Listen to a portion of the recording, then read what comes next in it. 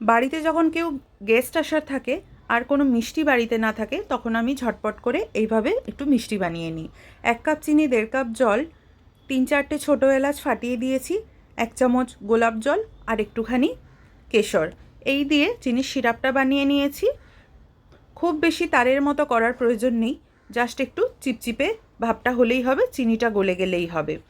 ঢাকা দিয়ে এটা সাইডে সরিয়ে দিলাম। এই যে গিফটের গোলাপ জামুন মিক্সের প্যাকেট আমি একটা বাড়িতে রাখি, যখন কেউ হঠাৎ করে আসার থাকে আর ফ্রিজে কোনো মিষ্টি না থাকে, তখন আমি এইভাবে একটু ঝটপট করে মিষ্টি বানিয়ে নিই। নিয়ে নিয়েছি দুধ দিয়ে সমস্ত উপকরণটা আমি ভালো করে মেখে নেব। খুব ভালো করে এটাকে মেখে নিতে হবে। সমস্ত দুধটা দিয়েই প্রায় 1.25 কাপ দুধ দিয়ে আমি পুরো প্যাকেটের মিশ্রণটা মেখে নিয়েছি।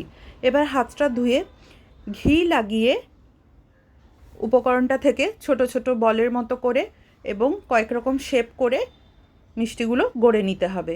নিজের পছন্দ মতো গড়ে নিলেই হবে। আমি এই কয়েক রকম শেপ করে একটু গড়ে নিয়েছি কয়েকটা।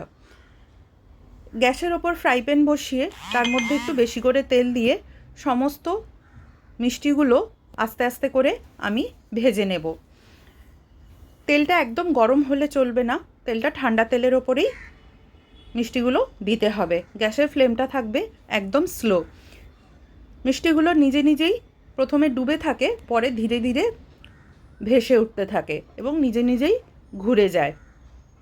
তারপরে এগুলোকে একটু উল্টে পাল্টে ভেজে নিতে হবে লাল লাল করে, যেরকম কালার যার পছন্দ, হালকা গোল্ডেন ব্রাউন বা ডার্ক ব্রাউন করে নিলেই হবে। আমি এক ব্যাচ হালকা ব্রাউন করেছিলাম, আরেক ব্যাচ একটু ডার্ক ব্রাউন করেছিলাম।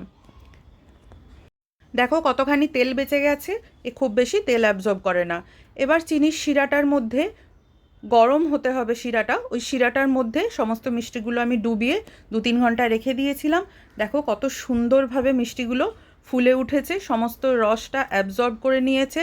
খুব ঝটপট হয়ে যায়, ঝটপটভাবে সার্ভ করা যায়, আর যখন খুশি তখনই এটা বানিয়ে ফেলা যায়, তাই গেস্ট এলে কোনো অসুবিধা হয় না। যাও তাহলে ঝটপট করে সবাই বানিয়ে ফেলো, বা গিফটের একটা প্যাকেট কিনে এনে রেখে দাও, যখনই প্রয়োজন মনে হবে বানিয়ে নিতে পারো।